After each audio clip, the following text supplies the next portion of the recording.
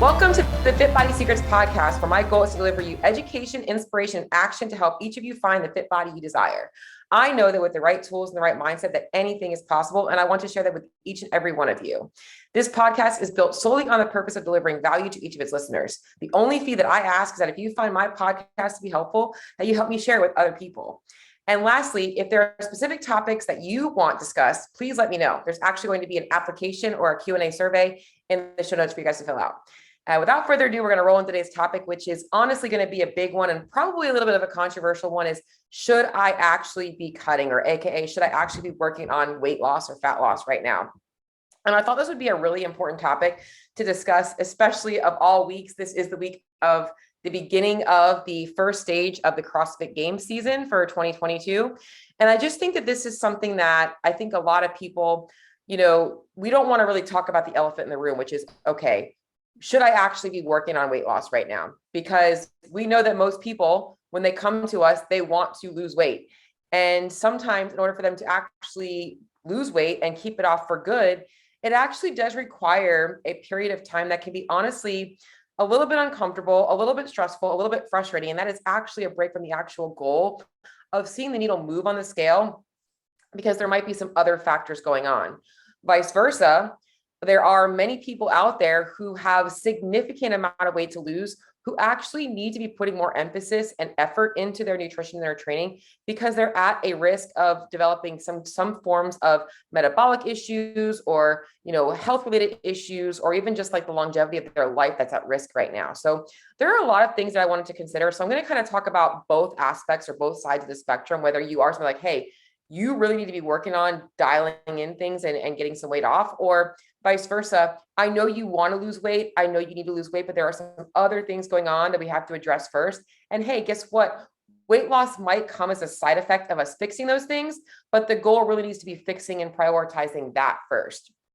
And so I just kind of wrote down a couple of notes because I'm not going to get too geeky on this topic today. I really just want to give you guys all some things to consider. And I'm going to start off by just going over some of the different considerations. And that's kind of going to be the focus of today's episode, considerations before you're actually going into a fat loss phase. So number one thing that we're going to talk about is mindset. And I know that it's like, oh, mindset, blah, blah, blah, blah. Why is it so important? Because your mindset is everything. And when it comes down to it all, guys, food is very rarely the problem. The way we think about food is normally the problem. The intent of eating is normally the problem. There's a lot of other things that factor in, even going into like disordered eating patterns, whether restrictive or binging, or even like the way we kind of view food as a reward or any of those types of things. So most important thing to talk about is mindset. And I'm going to start off by saying, how important is this goal to you? And there's a couple of ways to really think about this is how much of your thoughts does it actually consume? Is it on your mind every single day when you wake up? Is it on your mind every single time that you are thinking about getting dressed? Is it on your mind every time that you're going to the grocery store? Is it something that is a conscious thought on your head? It's an important goal to you.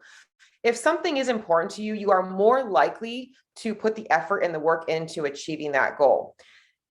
The next thing to think about with mindset is, what are you actually not willing to do to achieve this goal? Because this is a big one, and it actually will help you figure out how important this goal really is to you. So for instance, if I'm like, hey, I see you have this goal, you want to lose 20 pounds. Can you keep an accurate food journal for me? And that one thing is not something you're willing to do. And that might be the one thing that you need to be doing. Chances are that goal really is not that important to you, because usually what is required to lose weight or change habits is actually not a huge time commitment. It's honestly just a flip in the way we think about things, and maybe shifting a little bit of our prioritization around preparation to make sure that we are ready to go and ready to rock with the things we need to be doing to reach our goals. So what are you not willing to give up, and what are you not willing to do? And there are some other factors in this too that are actually good things that I want you guys to think about too, right? So for some people, they have the misconception that in order to reach a weight loss goal or a body composition goal, that they have to give up like nights out with their friends or a date night with their husband or drinking alcohol or things like that. And our goal at Fit Body is to honestly teach people that those things are part of the plan. They shouldn't be something that you put on hold until your goal is achieved, because that's the wrong mindset to have. And if we're doing that, then we're actually only setting somebody up for failure when they are no longer getting coaching from us. So it's really important for us to know, and for you guys to know, honestly, I'm talking to you guys like you guys are part of my community right now, and you're not, but well, some of you guys might be, but the real thing is understanding is what is it that is important to you that needs to be included in your plan, because that has to be part of it. For some people, they are extremely hard workers. They, have a very busy, a very productive job in which they feel very proud of. And for them, it might be like, I don't want to spend, my time worrying about meal prep and things like that. Those are considerations that as a coach, or even as you're self-coaching yourself, that we need to be thinking about. So mindset. So how important the goal is, what are you not willing to give up, or what are you willing to not do? And then the last part about this mindset thing is looking at your overall relationship with food. And this goes in many different ways. So it goes into the cheat meal mentality. Are you the kind of person that's like, you see Saturday night as a cheat night? It goes into like how you view your good and bad foods. Do you have that like mindset? Do you have a lot of food rules about like, I shouldn't be eating at bedtime, or I was told I can't eat carbs? Do you focus your relationship with food on your effort in the gym? So if you didn't work out that day, do you eat less? There's a lot of factors that go into play with the fat loss phase that needs to be addressed, because if we don't fix those mindset factors in terms of how you view training and nutrition and fat loss, it's going to honestly make the whole process extremely miserable. And it should honestly be a fun and enjoyable thing. I mean, don't get me wrong, it's hard to be in a calorie deficit, to be eating a little bit less, but it should not be miserable. And if I can think back to my very first attempt at losing weight, I was definitely not miserable. I was actually very happy and content. Was I hungry at times? Absolutely. Was there times where I was like, I wish it was dinner time and it was only 4 p.m.? Absolutely. But I wasn't honestly miserable. I actually still did pretty much everything that I wanted to do in my life, because this became part of my life. And that was when I was 19 years old and I was living the college life. So just kind of going into like understanding what your relationship with food is like. And not even looking at what your relationship with food is like right now, but even what it's been in the past. And so for me, I have had a very rocky relationship with food. And what I found works for me really right now is the same tools that I teach all of my clients. And it's really finding a balance of structure and flexibility that allows you to feel like you're in control of your nutrition, your training, and your body, but also that you're able to kind of flex with that a little bit and understand that that's not the wrong thing, that hell's not going to freeze over if you didn't track your calories that day. There's a lot of things that we want to have a little bit of gray area for, and knowing that when it's time to be structured, it's time to be structured. And when it's time to have some flexibility, that fits into the plan. So those are your main mindset things. And it's really important that I start with mindset, because like I said, if you're not in the right headspace, you're not going to be committed long term. A lot of times when people start a fat loss phase, it's because they typically woke up one day and they look at the scale and they're like, holy shit, what just happened? Where did this 15 pounds come from? I got to cut calories today. And that lasts for like 3 or 4 days, maybe even 3 or 4 weeks before they forgot what they even started. So it's really looking at yourself as a person that is looking to make changes, not just make temporary changes. We want long-term sustainable changes. So mindset is a huge piece of that.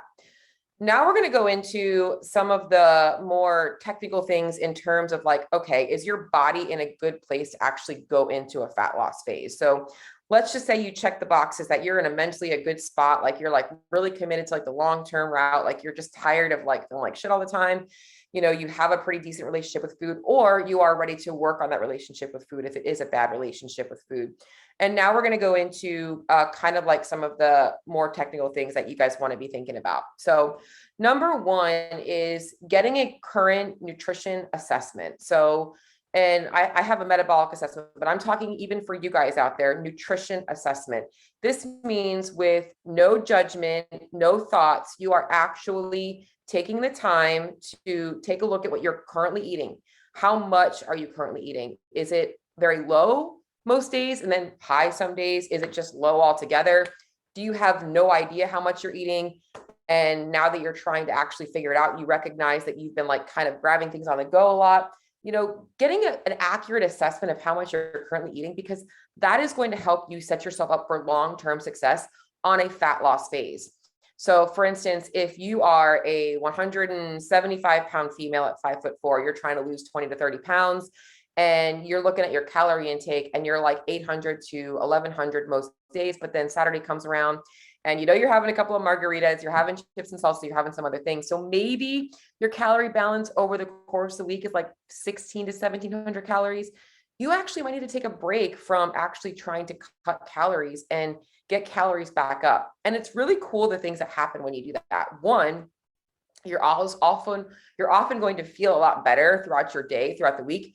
But two, on that weekend, you are going to be way more mindful, and it's going to be a lot easier for you to stay consistent with your nutrition plan because you're not in a physiologically deprived state. So psychologically, you will be more compliant with your diet. And it's crazy the way that happens. But I will be honest with you, most people that undereat tend to overeat on the weekends because they think that they earned it. And most people that eat enough during the week don't overeat on the weekends. It happens over and over and over again. So getting an accurate assessment of how much you're currently eating.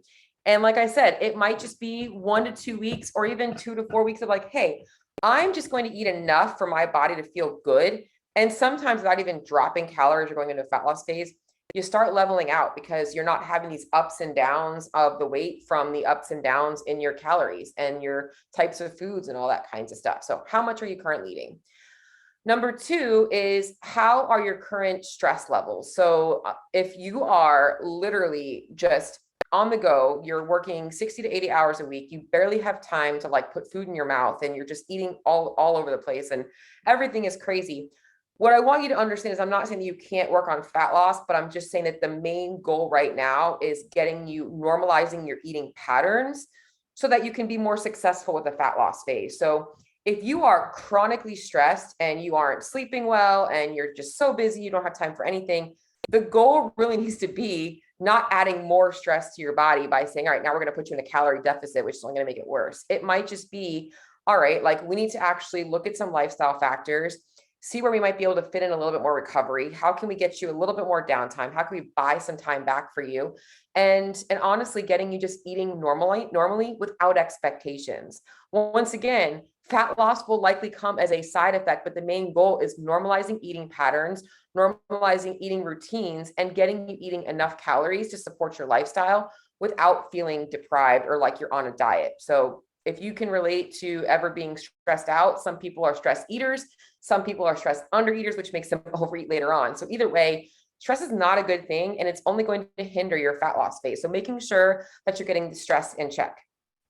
Another thing to factor in here that I wrote down is, and this is a really important one, is how long have you been struggling with your weight? And part two of this question is really, how many different things have you tried to lose weight? So if you find that you look back at the last 5, 10, 15, 20 years, 30 plus years of your life, and you cannot remember a time where you didn't think about weight loss and you actually just ate for not just to be free, but to actually eat for health purposes, you honestly might need to take some time and really do that. And I'll be honest, I often judge myself in particular when I went the route of more of a Paleolithic style of eating in the beginning of my CrossFit phases. And yes, was it somewhat restrictive? Absolutely, because it cut out all grains and all dairy.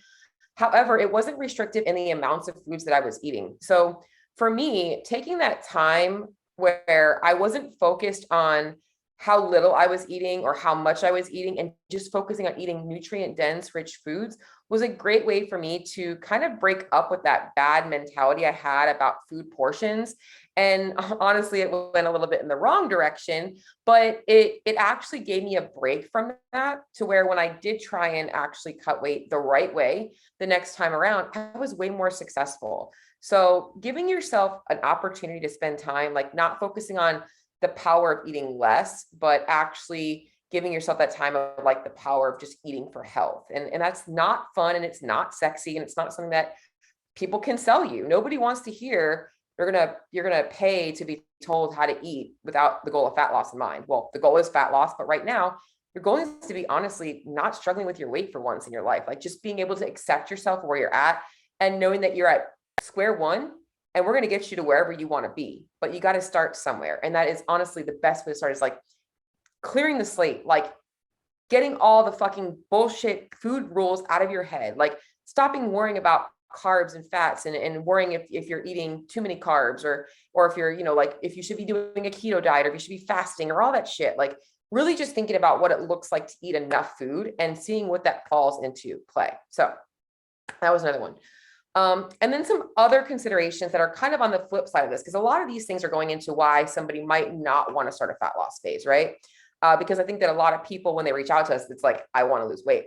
On the opposite end of this spectrum, there are many people, even in the CrossFit community, who are, obviously going to the gym regularly, but their food and their lifestyle habits are not in line with what they actually need to be doing. So on the flip side of this coin are the people that honestly aren't focusing on fat loss that actually should be focusing on fat loss. And those are people that have a very high BMI, a very high body fat percentage. They are at risk for things like cardiovascular diseases, metabolic diseases, hormone issues, thyroid issues, all of these different things.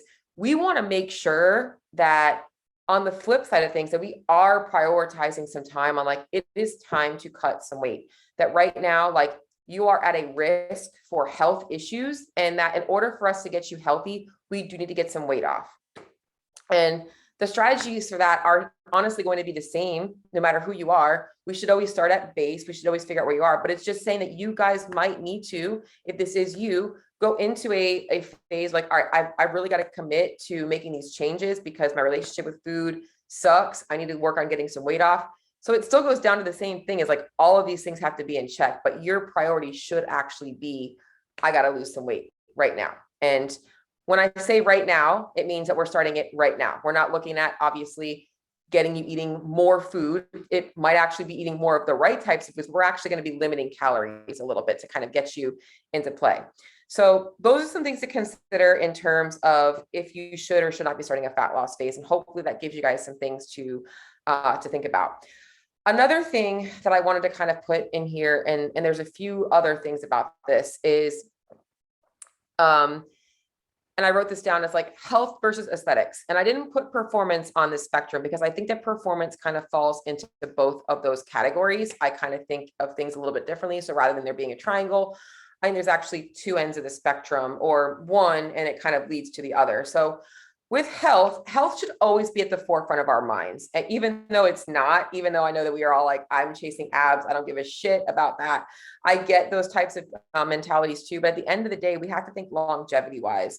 Is at the end of the day, we want to be 50, 60, 70 years old and being able to do the things that we love doing. And it's crazy. I was actually like just scrolling through Instagram last night with my mom, and we were looking at like pictures of like Sylvester Stallone and like The Rock at 49. And I'm like, just crazy how fit these people look. And yeah, granted, there's probably going to be some hormone replacement stuff and everything like that, but it's still really cool to see that those people are still looking pretty darn young. So first and foremost, kind of going into some other things here that I wanted to kind of talk to you guys about is when it comes to fat loss, is assessing, is it a health-based goal or is it an aesthetic-based goal? So as I go into this, it's mostly because everything that I've talked about before is kind of going into two overarching themes of like, one, we're in a really a state where we really have to make some lifestyle changes.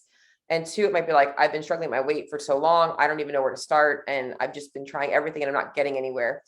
At the end of the day, we always want health to be at the main purpose, but there are a population of people out there that are also chasing aesthetics. And that might be where you actually take a break from the aesthetics to kind of organize some health issues first. And then the aesthetic part becomes a lot easier. And this is really like, this is where I kind of think about it in terms of, if you've got like 10 to 15 pounds to lose and you've been under eating a little bit more might be the solution to that problem. So just knowing where you fall on that. And then the last one is, as I mentioned, performance, because there are also in the realm of things where people are like, I'm chasing aesthetics, but I actually want to qualify for the CrossFit Games, or I really want to see how far I can go in this sport. And the amount of volume that they have to do in order to chase that performance goal is not in line with being in a calorie deficit, because the goal of performing better is honestly optimizing everything in your training. And when you are a little bit underfed, you might not always be performing your best. So you are sacrificing a little bit of performance when you're chasing that aesthetic goal. Also, you might be sacrificing some health when you're chasing that performance goal. And I think that for a lot of people, they see it, I even don't agree with it. They talk about the CrossFit, being the fittest on earth. Granted, they are very fit. And I put myself in this category as what it takes to achieve that level of athleticism is a very fit thing to do. But health wise, I personally think, and I do agree with Greg Glassman, that fit people are often very healthy. However, athletes are not always the fittest. Okay. They might be deficient in some areas. CrossFit athletes are a different breed, but because of the amount of training that we now have to do in order to make it to the top level of the sport, it is no longer the sport of fitness because there are a lot of things that athletes will ignore at the goal of chasing performance, often fighting through chronic injuries, not sleeping well, hormone issues. There is a number of things, and you can honestly even see a lot of top level athletes who have retired and talk about this very openly, or they take breaks so that they can fix some health things because it does require a lot of stress on the body to make it there. So knowing where you fall in that health, aesthetics, performance aspect of things is so important. So as I'm closing out this episode, I just wanted to kind of last minute talk about things. And guys, you know me, I don't, these are all raw. So if it seems like I'm jumbling a little bit, that is probably what I'm doing because I don't like editing my shit. So, and now that this is on YouTube, it's even harder for me. But I wanted to end off with a couple of things to kind of give you guys to think about. I know we are actually going into March of 2022, and a lot of people started a health journey 2 months ago in the beginning of January. And maybe that health journey was a diet trend or a challenge or something like that. What I want you guys to realize today is like, you didn't fail. If you did that and now you're like off track again, you didn't fail. It failed you. And hopefully today, that it's obviously February 20th, you still have an opportunity to turn that around. And I'm going to give you guys some things to think about here to hopefully help you set yourself up for success long-term. So if your goal is fat loss, and a lot of the things that I already talked about today resonated with you, really the only thing that's going to change in these things is maybe how long or how much emphasis you put on each phase. And I'm just going to talk about the pre-phase today. And then maybe as we get going, maybe I'll do another episode where I talk about the different phases of fat loss. I think I've actually done a podcast episode on that, but I will definitely redo it because it's been a while. So the first thing I want you guys to do is honestly take a week, 7 days, 10 days, get an accurate food journal. And I'm talking about not just your Monday through Friday. I'm also talking about your Saturday, Sunday, Monday, or your Friday, Saturday, Sunday. So looking at, it might not be 100% accurate, but actually taking the time to look calorically, like what are your meals looking like when you're at restaurants? How much alcohol are you drinking? What are your snack habits like? Are you biting off of your kids' foods? Are you finishing their plates? Like, what are your current intake? Where are you getting food from? Where are you getting your calories from? And looking at the macronutrient and the micronutrient breakdown of that food. So like, how much protein are you getting? Most people are way over eating fat, way under eating carbs because it's easier to see carbs. It's not as easy to see fat. So looking at those types of things, looking at your micronutrients. So how many fruits and vegetables are you getting a day? How many whole grains are you getting in a day? Are you getting in any of those foods, or are you kind of eating a lot of processed stuff? Like all of that stuff matters. So getting a current assessment of your current nutrition habits, not just the amounts and the macros, but also the micronutrients, the types of foods, and also the frequency of your meals. Like, what does your meal structure look like? Do you have one? And I'll be honest, guys, everybody should have a meal structure. I don't care what anybody says. I get it. There's going to be times like, I'm hungry. I want this. I think that the leanest, fittest people in this world have meal structure. And I also think that that's partly why things like intermittent fasting work for people, because it structures their nutrition to a specific time. I also think it makes it really easy for you guys to plan your food. If you know you eat at specific times or even a specific amount of times a day, it makes it so much easier for you guys to figure things out versus like, oh, I don't know, maybe I'm going to be hungry, maybe I'm not. Like, don't leave it to guessing. Make sure you have a plan. So figuring out like how many times a day you're eating and where you tend to snack, where you tend to get a little bit hungry, thinking about your energy levels throughout the day. When do you start to like crave coffee and things like that? And getting a current intake there. Now, the other thing is if you are somebody that is feeling like maybe there are some other issues going on, like maybe it's hormone related, maybe it's metabolic health related, maybe it's to do with your body fat percentage, any of these things, even if you don't, and you just want to have, I'll say even if you don't, but you think you might, or even if you don't, but you're wanting to find out if you do, it's always good to start any kind of like a new thing with having a baseline. So I think you should get some blood biomarkers done. There are a lot of companies out there. I will tell you, I am not sponsored by them, but I think Inside Tracker does an amazing job of really giving a really thorough, and I will actually put a link to them in my show notes for you guys. They do a really good, thorough blood biomarker check, and they actually will go over it all with you. But there are a number of companies out there, and if you have insurance and you go to your healthcare provider, just knowing that you want to get a complete panel, and I would honestly make sure that you're an advocate for what you want tested, and testing some things just beyond the basic CBC or whatever, the basic stuff. Getting a full thyroid panel, getting a full hormone panel, depending on where you're at. If you think there's concerns, go into all the things, go into everything you can, because if you're going to get blood work done, you might as well get it all covered. And then the last thing about your pre-phase that I wanted to talk about today is, and I wrote this down, I think it's really wordy, but super powerful. It's a foundational shift of priorities. And when I say this, I don't mean it has to now become, obviously everything you're doing revolves around your weight loss and your health, right? It just means that you have a foundational shift around where that falls into your level of priority. And it has to be number one. And that might mean that you're taking 5 minutes out of your 24-hour day to make sure that you have a plan for your nutrition for the next day, that you know exactly what you're going to be doing so that you know how you're going to get what you need to get in. Just really looking at the foundational shift of priorities. It's learning how to say, all right, I know that the girls want to go out Friday and Saturday night for alcohol, but I have this work thing on Tuesday and I've got this other thing on Sunday. It's learning how to shift your priorities. Like, okay, where do I need to be flex and where do I need to have structure, and being able to shift that priority for yourself to honestly be able to look long-term what your life is going to look like. So that's it. And then I think the last thing, I know this is the last thing, but is honestly just setting yourself up for, like, when you're working towards a goal, it's always going to feel like a lot more effort than when you're maintaining it. So knowing that even though things might seem hard and overwhelming when you first start something, know that that's going to get a lot easier as you go. And a lot of the things that you struggle with on day one, you're not going to struggle with anymore on day 30, 60, or 90. And then beyond that, when you're actually in a place of maintenance, a lot of the structure that you've created becomes almost like a tool that you have in your backpack, not something that you're actually using every single day. So that's it, guys. Hopefully this episode was helpful for you guys. I'm super excited to obviously help some of you guys out this week in my Facebook group.